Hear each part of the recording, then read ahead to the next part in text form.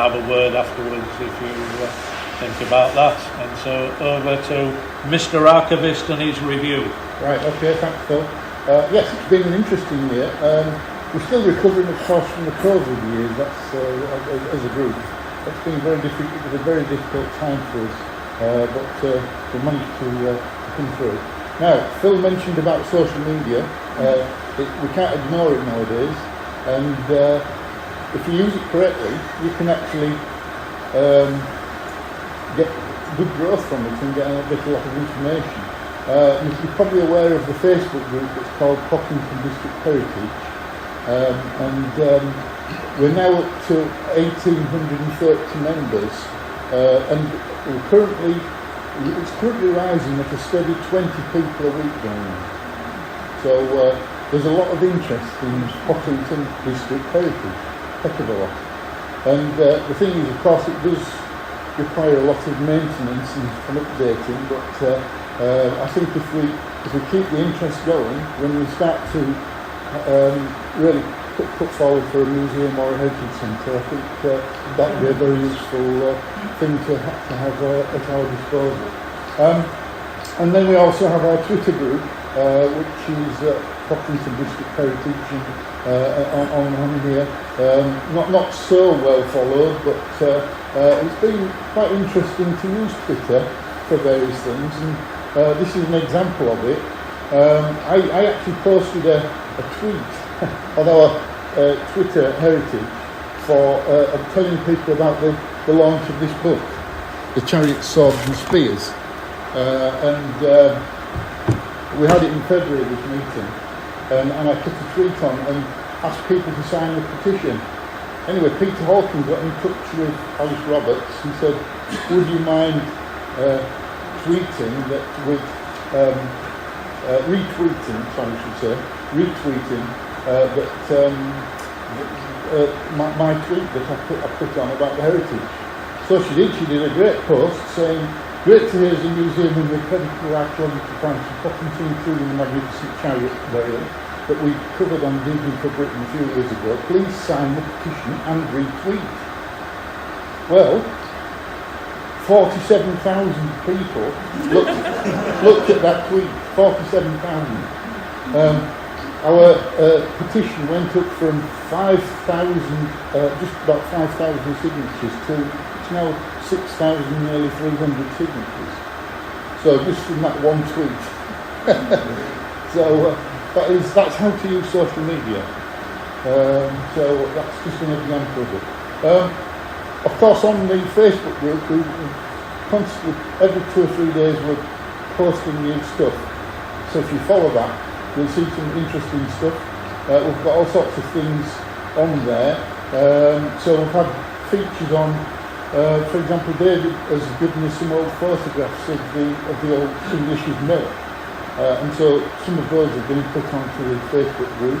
Phil's going to, we also have our Pocklington History website, so we keep updating that as well. So Phil's done an article on the Pocklington Paul Lyons coin, so that's an interesting article on there.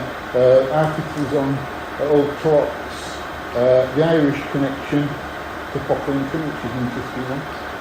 Then also we have an artefact of the month. So we try and find some interesting artefact that somebody's discovered and put it on there and write a little bit about it.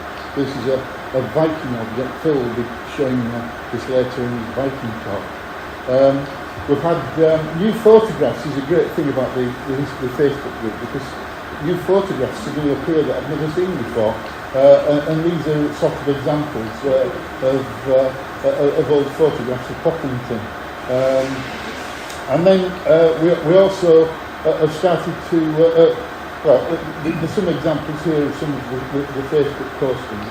But then I also have created a YouTube channel so that people can see some of the talks. For example, Phil did a great talk in Wetland on Pocklington finds and the connection with Wetland. And so I've recorded it and put it on YouTube.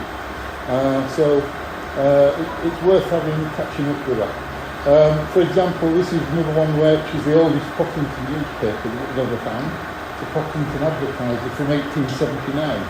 So that was part of the Robson collection in our auctions that we purchased. And then when, of course, we had the sad occasion of the Queen's death, and then we did the posting on there, and then we had somebody contacted us from the Barker family and said that Freddie Barker was actually part of the cortege that for George VI. And he got medals for that, and he also got a certificate. So that was something that came out of the death of the Queen Elizabeth II, which was quite interesting. We did a feature on axes. We've done various church exhibitions, and then I found a set of photographs on a circus that came to Pocklington in 1823. So there's a set of photographs on there for that. And then Phil's gone through this already, so this is our review of our meetings. In June we had a church talk from Sue, we had the summer walk in Newton on Derwent, we had our sports evening in September, which was very well attended. In November, the history group combined with the Heritage Trust, and we put on a week of events in Pocklington in the community hall. There was all sorts of things happening. We even went to the local schools and showed them some of the finds. We had face painting, we had a bean feast on the Friday evening. All in all, the week went very, very well indeed. And then, of course, in the February we had the launch of the book that I was talking about earlier. Moving on to research and publications, so we've had Paul Aware's finally, after 5 years, produced this book. So it's a very technical book, and quite honestly, there's a lot of detailed information in there that would probably go over the head of most people. But this is why this book was produced by Peter Hawken, which is one of the publications we did.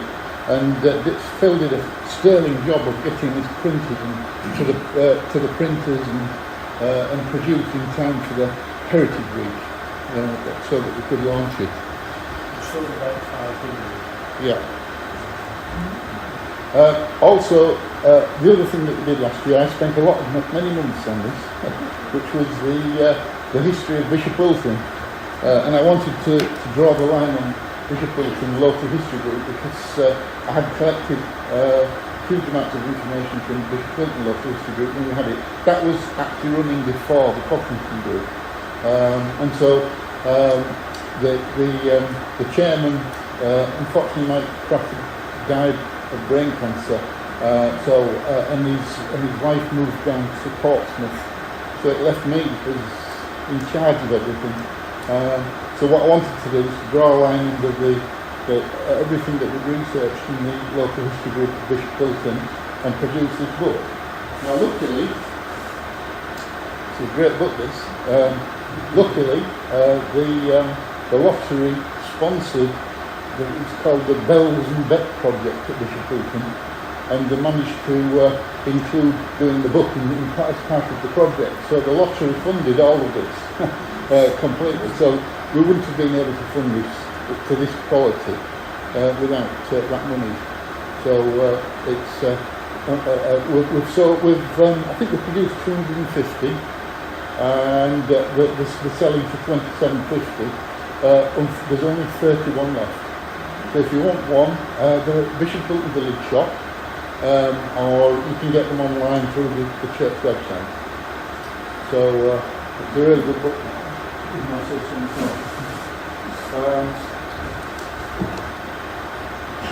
And there we had a history weekend in Bishop Wilton launching the book, and we had a full exhibition. We had walks around the village. And there's my eldest brother Bob helping. He helped with the weekend, He showed his old films of Bishop Fulton from the 1950s and 1960s, and so it was a really interesting weekend. And there's the exhibition that we had. Right, photographs and other finds.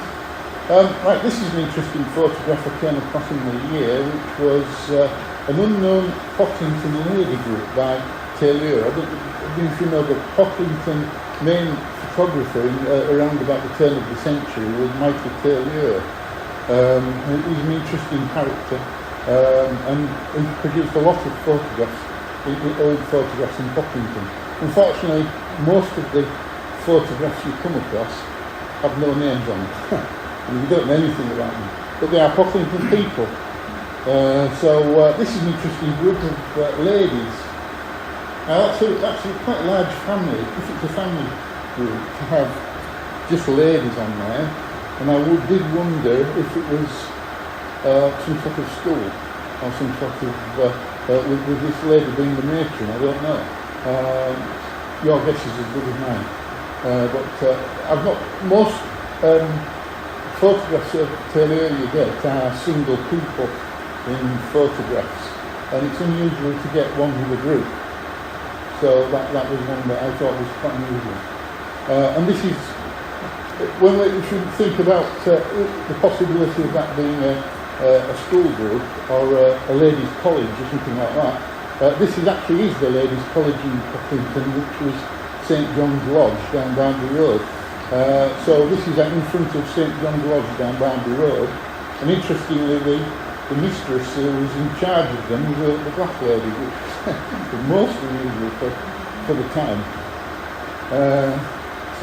And of course they're all in uniform. So St John's Lodge became part of Pocklington School, and now it's been demolished. Now, one of the things that I do is I collect Taylor photographs. So whenever I see them, I buy them and put them in the collection. I have nearly 200 now, but these are the ones I've got from last year. Of course, unknown Pocklington people, we have no idea who any of them are, but there's some interesting characters there, and they've all got Michael Taylor with various stamps on the back. I think the earlier ones usually have the marketplace on, and some of the later ones show it as Son, Taylor and Son. Now, Michael Taylor actually started his photography business in Driffield, and so I've got probably about 10 or 15 of his photographs from Driffield when he was there. Now, I've got, I do know that he moved to Pocklington in 1870. Now then, this is an interesting photograph. I saw this one online and I thought, that's the Silverby Cross, which is an interesting photograph, but why is it not a Pocklington photographer that's done it? Well, this is Boats of Driffield, this was printed on the back of it. So there's the Silverby Cross, the original Silverby Cross. That's not the copy. That's the original Silverby Cross. Because the one we have in the churchyard now is just a reconstruction. And interestingly, I was trying to work out what these buildings were. It didn't seem to add up really, but anyway, I think we've worked it out eventually. Now, the other thing is he's in Middle Street, his Boats in Driffield. Now, I found out that Boats took over from Michael Taylor. When Michael Taylor was in Driffield, Michael Taylor was in Middle Street. So he actually took over the business, Matthew Boat took over the business of Michael Taylor when he moved to Pocklington. Matthew Boat became very, very successful and opened up branches at Pickering and also at Bridlington. So he became a very successful photographer. So in 1870, I know this from the Congregational Church Records, the Congregational Church Records for Pocklington has Michael Taylor as a new member in the actual church records, and becoming part of the committee of the congregation, and it actually records that in the book. So Matthew Boat took his premises that he left in Driffield, and Michael Boat then subsequently on his photograph started to print on the back the picture of the shop. So this is actually the shop in Driffield down George Street. It's actually on the main sort of main street of Driffield is down here, and then George Street comes off it. And the old chapel is now gone. It's been knocked down now. But this was the shop of Matthew Boat. Sorry? Yeah. Yeah, it's. I think it's there is a shop there now. I forget what it is now. So that was Matthew Taylor's. Michael Taylor's shop that he left in Driffield. So back to the Son of the Cross. Trying to work out where it was, I went to take a photograph of where the current one is, which is there. And of course, if you work out from this building here and the window that we've got here, this is actually still there. That building and that window, but these buildings have all been demolished. They were running along here. So I've looked at various maps and plans, and it looks like they were actually demolished around about 1870, early 1880. So that's when they were demolished. Sorry? The vicar bought them and knocked them down. Yes. Out of his own pocket. Right. So yeah, it's interesting to see the position of that compared to that. If the people that had reconstructed this had seen this photograph, I think they might have done it a little bit differently. So it's quite interesting, isn't it? A cross on the top. Yeah, it needs a cross on the top. So that's a very unique photograph of the Son of the Cross.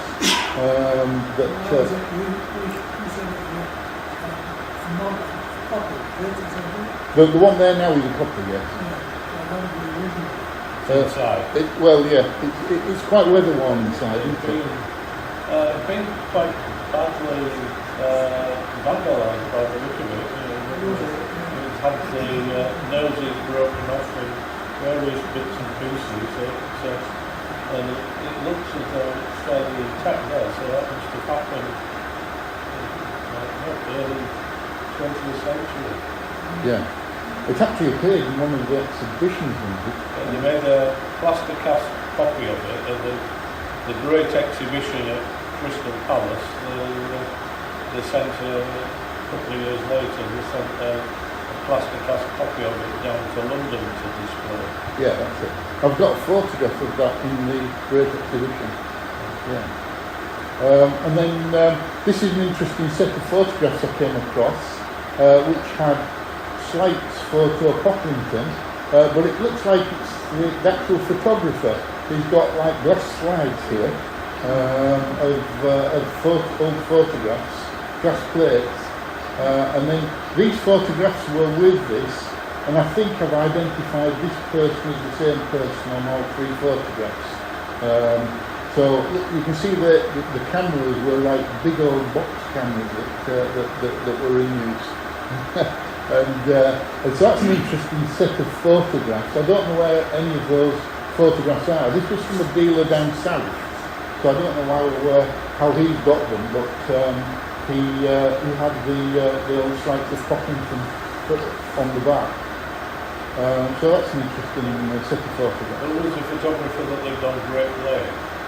That was Taylor. That was Taylor. Remember Ian Samuel telling us the story that at the back was the cabinet makers, and when Taylor died, there were all these boxes of glass slides, and the cabinet maker at the top bought them off his wife and cleaned all the images off them and made a greenhouse on them. But, yeah. So that, Well, you either have to laugh or cry. those glass plates ended up just down here at Kenny Todd's bread shop, Right. because he had the market garden behind the shop. Kenny Todd was my great uncle, and those glass plates were on the roof of the lean-to greenhouses. Oh, right. Right, okay. And then, I also took photographs of the villages, because we are the Pocklington and district local history group. So I'm trying to take photographs of the local villages. So this is Friday Thorpe. Now, if you've seen Phil's talk about Wetland, he describes coming from Pocklington on a stack of straw. I can just imagine him popping down here. This is actually the A166 that comes right through Friday Thorpe. And this is Manor Farm. You actually went to Manor Farm. I'll have to tell that when I was about 6 or 7, my father's auntie lived in that farm right to the side there.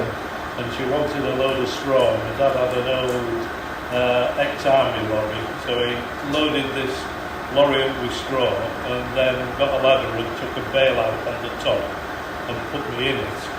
And we went up to Friday Thorpe with me sat on the top of him. I'm going to get arrested for it now. But I can't remember a lot about the journey.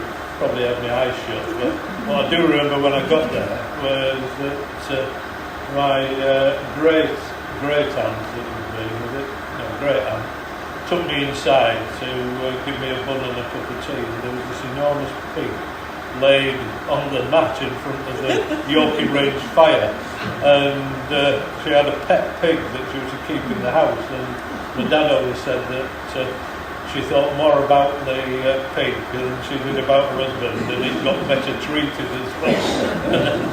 Right, and then another photograph. Is that right in that bottom of that? Yeah, it says Friday Thorpe. Also a nice photograph of sheep washing in Friday Thorpe, which is getting old photographs of agricultural situations is real gold dust. There's not very many of them about, but if you can collect photographs of actual agricultural operations, they are like gold dust stories. This is sheep washing in Friday Thorpe, and there's, if you know Friday Thorpe, you go at the back there, and there is still the pond that is still in Friday Thorpe there. This is an old photograph that appeared on the Facebook site, and I love these old family photographs. This is the Snowden family of Huggy in 1894-1895. And that's a fantastic photograph that shows the whole family on. And these are like gold dust, these photographs. So you can get the whole family, and it shows the time and the fashions and everything over the time. What, sorry? They don't. Yes. Yeah. Any connection with James Snowden, the jockey, who's buried in the cemetery? Possibly, but I don't know. I think that's probably the Snowden family that they had the pub at Millington. That's right, yeah. Because they were farmers from a bit way on. They, different family to the jockeys. They were gypsies, but ended up as professional jockeys. But yeah, George Snowden had the pub at Millington, and Barry Snowden was the big cricketer. He was Pocklington district's answer to Fred Truman, who's a big slop of black hair and fast bowler. There's still a Snowden in Huggy. Snowden family. Right, so this is the marriage of Thomas Gates, and this is thanks to Pam, who's at the back there. Pam Sawyer. And this is the photograph of her grandfather, great-grandfather, yeah. Great-grandfather. This is Thomas Scaife. He was an auctioneer in Pocklington and died in the 1950s. I put the information that Pam gave us on the Facebook group.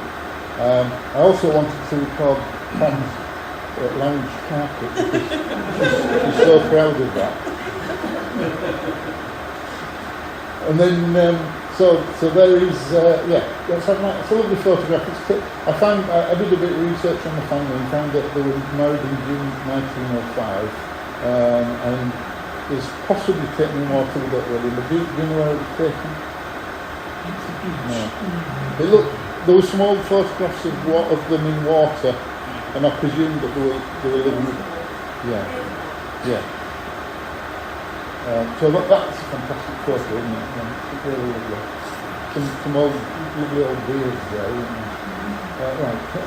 Now here's another marriage photograph, and this is related to David, who was actually related to the Taylors, wasn't he? Michael Trelawney was my grandma's grandfather. Right. So this is the marriage of Florence Taylor, who married Alexander Mackintosh. Now I sent this photograph, and she's the daughter of Arthur Taylor, who I think is there. So Arthur Taylor was the landlord of the Black Bull in Pocklington. So this is actually a photograph outside the Black Bull in Marketplace in Pocklington of the marriage. And it was in June 1904. And interestingly, Arthur's Taylor's dad is there. There's Matthew Taylor, who's the famous photographer that's taken all of the old Pocklington photographs. So there he is at the back. And on the back of the lot of the Taylor photographs, it says Taylor and Son. So Arthur must have helped him with the photography business. So that's the marriage of Arthur Taylor's daughter in Pocklington. An old photograph of ladies cricket, 1906. That's a really old photograph for ladies to be playing cricket, and it's taken in Barnby Moor, which is quite an interesting old photograph. I don't know if Phil knows any history of women's cricket. No, right, obviously not. So, I was when Christopher Solomon used to be the history teacher at Pocklington School, and when he left, he dumped onto me a lot of his collection and stuff. Some of them were like old 35mm slides, and he'd obviously copied them from other people who'd gone around in his history research. And this is one I came across from his slide collection, which I've since worked out is Burnby Church. So for some reason there must have been some sort of military band at Burnby Church for this photograph to be taken. I did a bit of research on the church, and it was extensively restored in October 1908 by Giles Gilbert Scott at a cost of £1,000.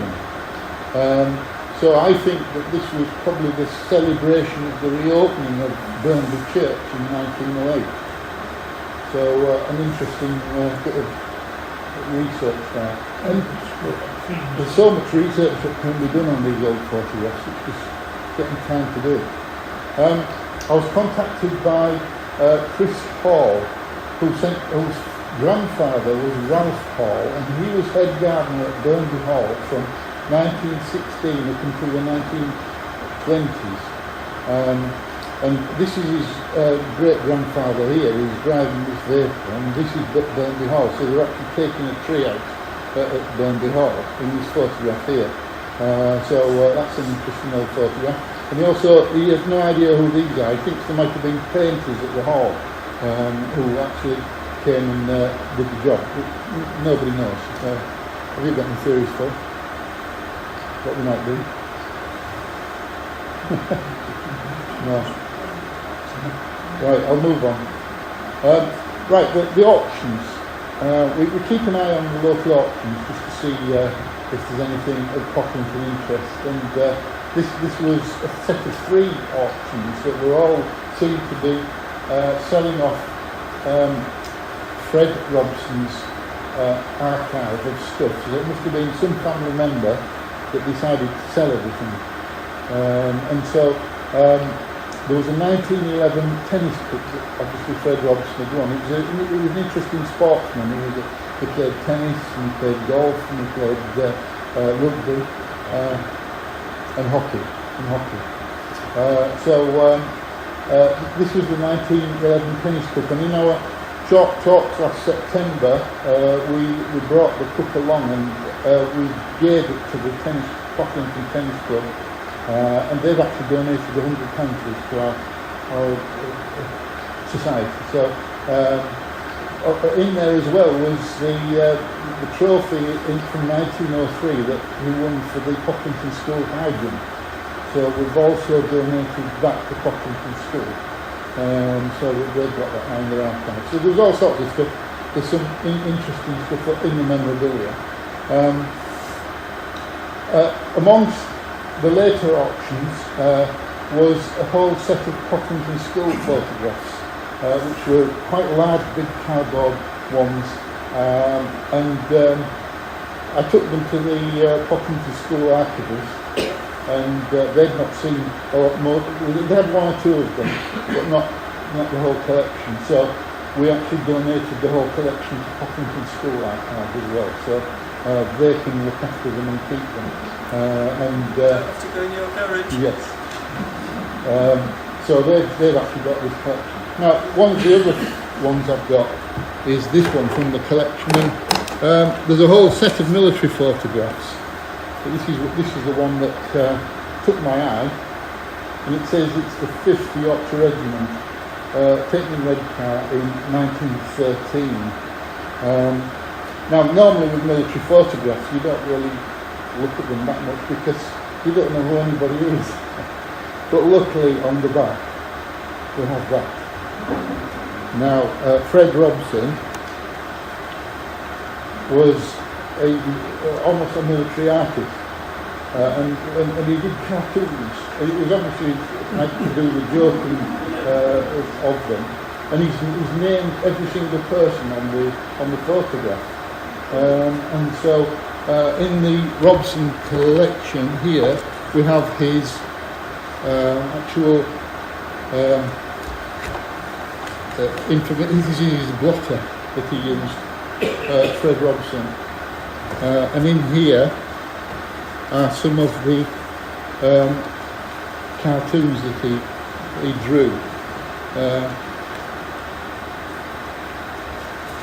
So we've got some of the cartoons here that he's drawn. You can have a look at them afterwards. I've even got Fred Robson's shaving brush.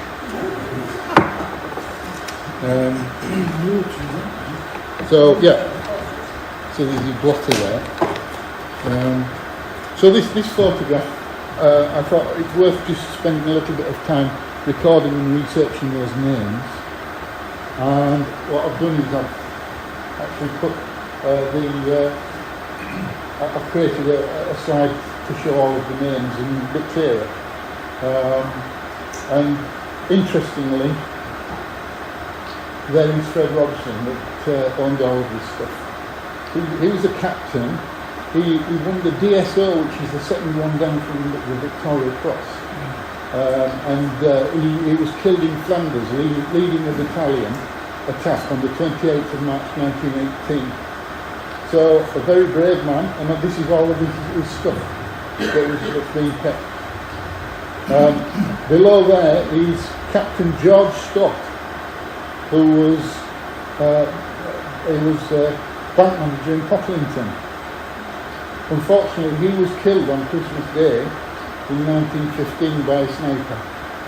So he's another one that's been killed. Now, all of these soldiers here from this 1913 photograph were all commanders of the 5th Regiment of East Riding Yeomanry. So they're all the top brass of the 5th Regiment. And of course, the 5th was where most of the people in this area all joined. Driffield and all of the rest, they all joined the 5th Regiment of the Yeomanry. And this photograph here is absolute gorgeous because it records all of the commanders of the actual regiment before they went into battle. Now, you can see on here, there's a lot of them has been killed in the war. And if I click on this one, you can see all of the ones that died in the war. So that's quite shocking, I find, that all of those were all killed. My grandfather, I don't know which regiment he was in, but it's a bit odd that he was a captain of that reading there. Yeah. It might be worth doing a bit of research. Yes. Well, he survived, so that would explain a lot, wouldn't it? That's why you're here. Right, looking through some of the old photographs, and I'll be running out of time soon. Looking through some of the old photographs, I thought I'll do a little bit of a thing looking at old vehicles in photographs, and I thought, what's all these old vehicles down here? And I just thought I'd blow it up. But you can see, it's the old carriers, before we had buses. It's the old carriers that went between Pocklington and York. And so with all the horse drawn. And there's another one here of Marketplace Pocklington, and there's another carrier down there. So you can see the carriers that were all waiting to take people to York. They look very odd, don't they? They're just nothing like the later buses that came along, and the old Bailey's buses and things that came along later. I did get a photograph, not of Pocklington, but I got a photograph of one in Dunnington, which shows what the carriers look like. And this would have gone eventually to Pocklington along the route. And so if you wanted to go to Pocklington before the age of the petrol engine, you'd have to go in one of these. If you wanted to go to York. It's the world's wagon with the seats. Yes. And then here's another photograph. I thought, oh, hang on, there's a vehicle on here. I don't know if you can see on the left-hand side, there's a little bit of smoke. Yeah. So I thought I'll just blow that up. Ah, yeah, there's an old steam traction engine there. And I thought, oh, that rings a bell. That the shape of that wheel there. I've got a photograph of that machine outside Pocklington Station. So there we are. There's that machine outside Pocklington Station.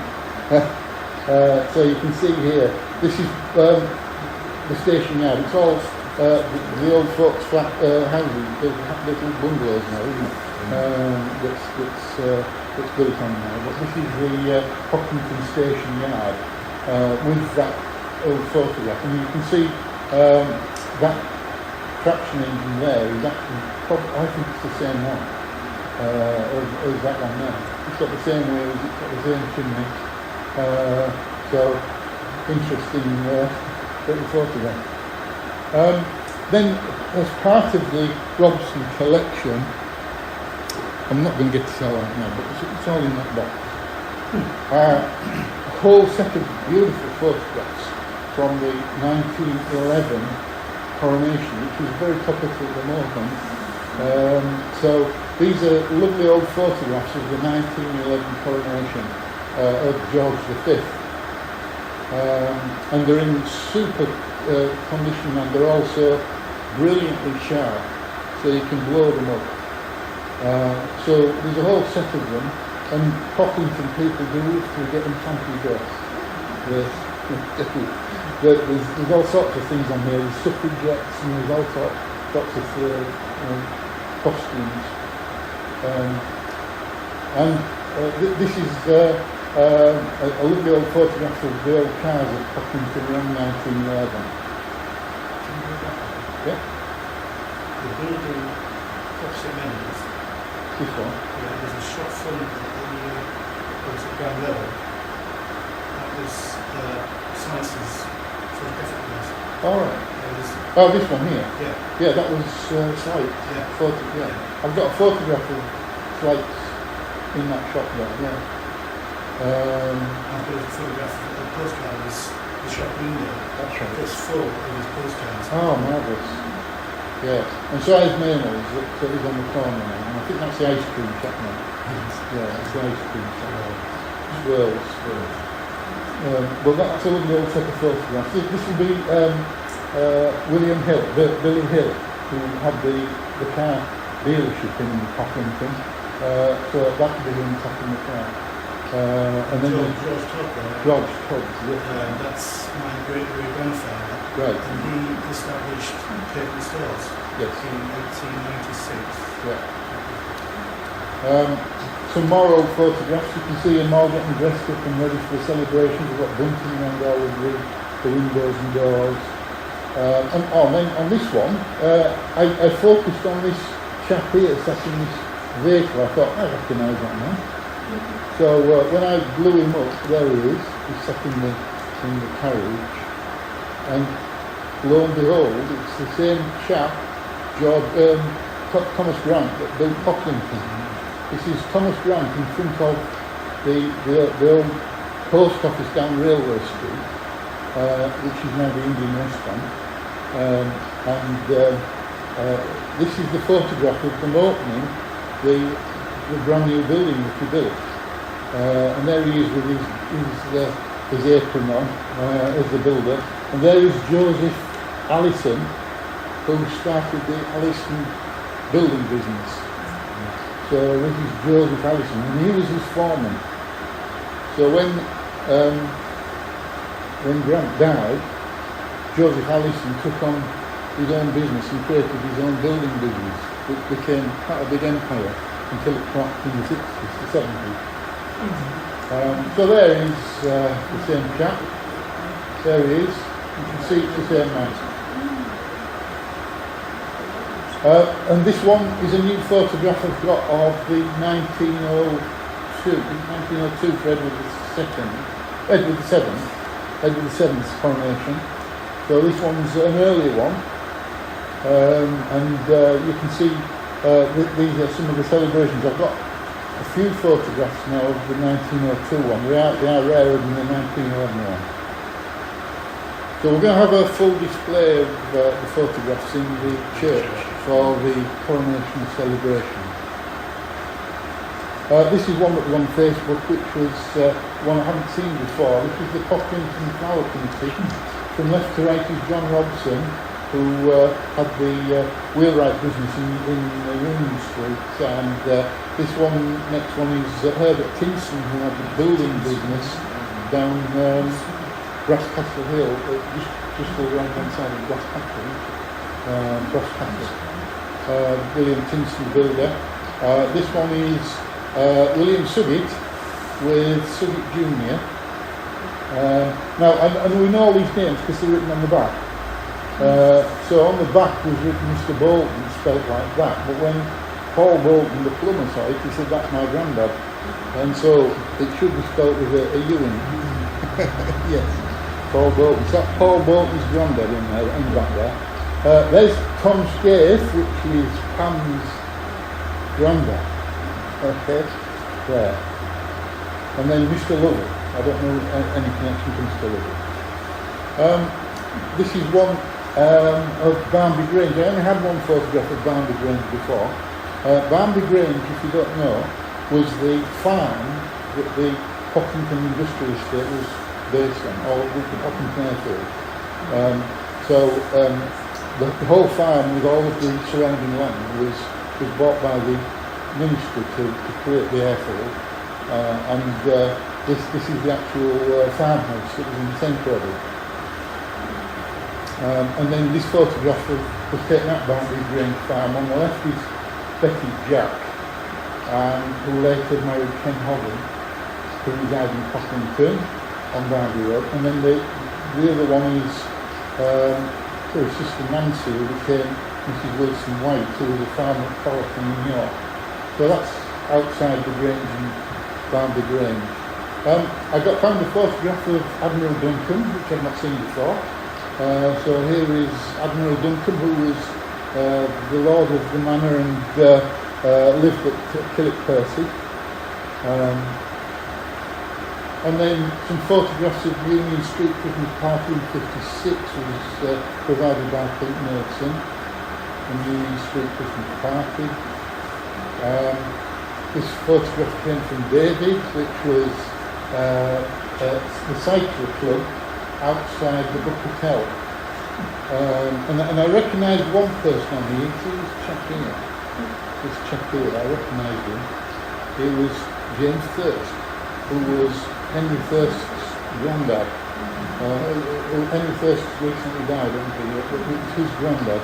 And James Thirst founded the business in Pocklington that was the mills. Yeah. And this is a photograph that then came out of all of that, which was the First family. So this is all the First family, and there's James First. So here's all of the, and this is Henry Jr. that would have been Henry First's father. Yeah. So they all look very posh and well-to-do, don't they?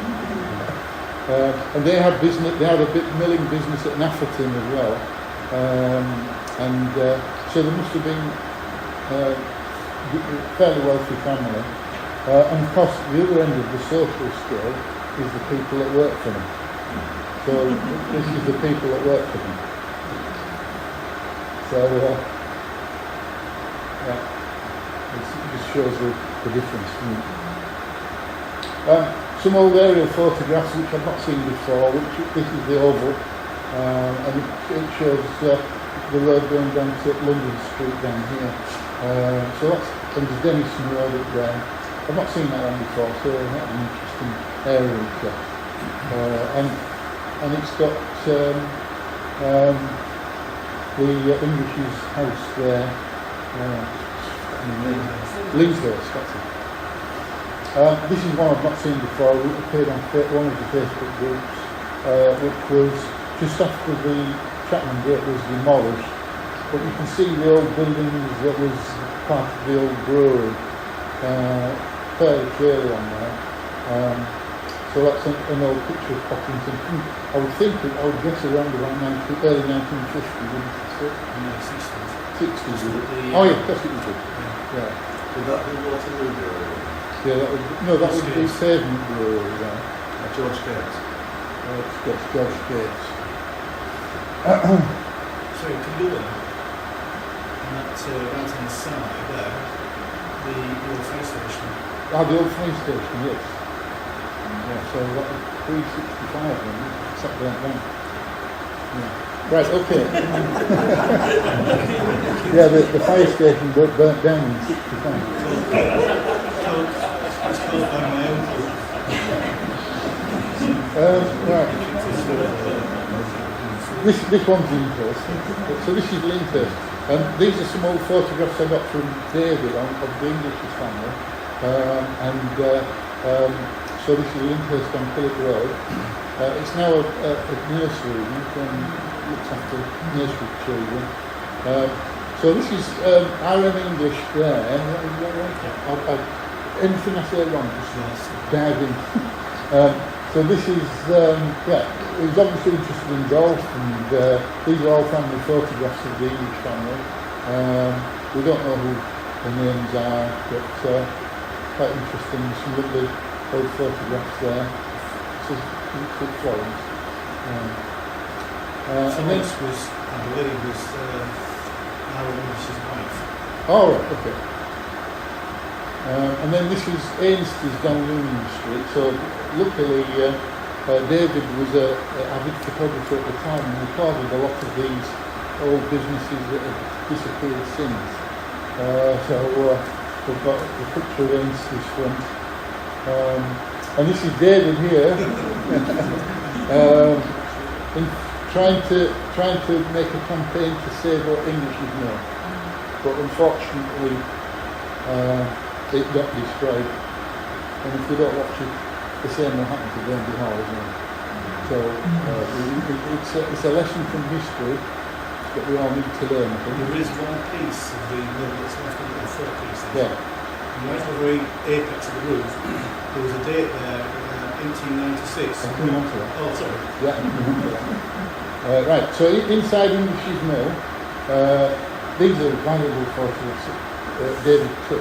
inside the mill before it was destroyed. And so we've got the old workings of the mill, and here you can see them taking down the... Well, that was hit by one of English's lorries. Oh, right, okay. And they had to take it down because it was unstable. Right. And it was guarded, so took it down. Right, okay. Right, so then we've got on this table here some of Steve Elliott's finds. So, there's Steve here.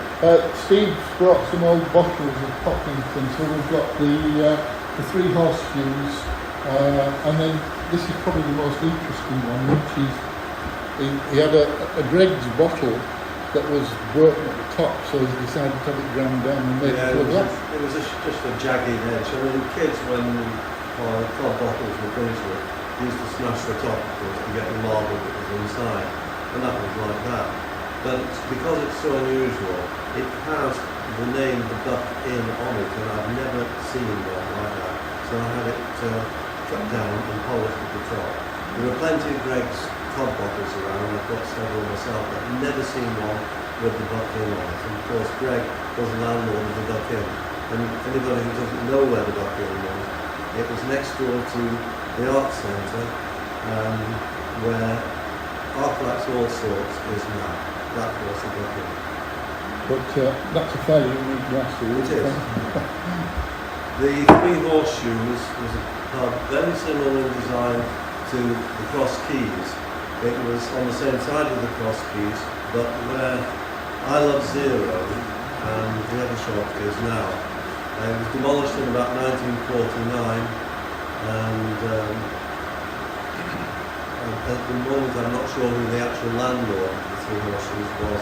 I've made a bit of research to be sorted out. Okay, I'm going to move on. One of the things that David's given us is this old treasure chest of stuff. Maybe you want to just explain about the story of how that came about. It's about 40 years ago. I used to live on the Waldron estate, and I was walking down Burnley Lane on Saturday afternoon, and I saw there was an auction on. So I popped in being nosy. There was a fire in the garden. I think it was Chris Clubber before Chris had actually had his own business. It was long ago, and strolling in the garden, very wet, been raining, with all these documents in the case. So I grabbed the case, packed it mid-central, asked the auctioneer, is it okay to walk off with it, and said, take as much as you want. So goodness knows what was lost on the fire, and it's just so sad. But I've had it for 40 years, enjoyed it, and I think it's time to pass it on. It's packed full of memorabilia of Pocklington. I mean, can you just got the one in your school?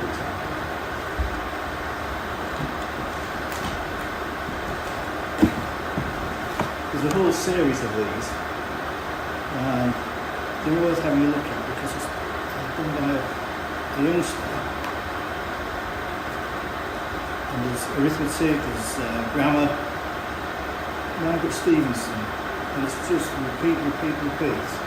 And there is a date in one of them for 1859.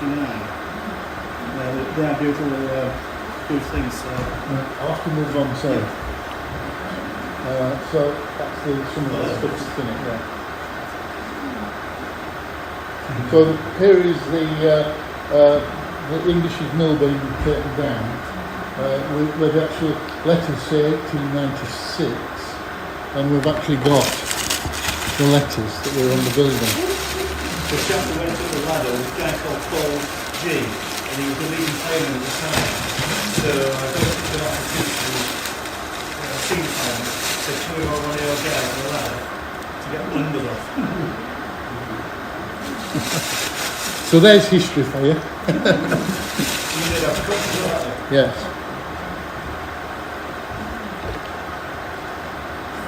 Now then, this is interesting. The last thing I'm going to show you is this one, which is the festivities in Pocklington in 1832.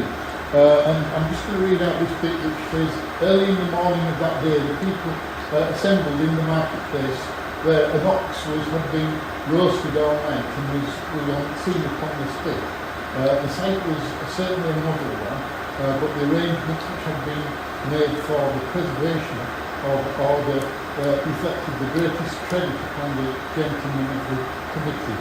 A space of about 30 yards square was rallied round, and in the midst were erected 10 large ranges, in which one contained a fire at a distance of about 3 yards from each other. The ox was placed upon a huge spit in the centre, fastened by the iron hoops, from which turned two men. Below was a large lead bowl for receiving the fat. About 9 o'clock, a band of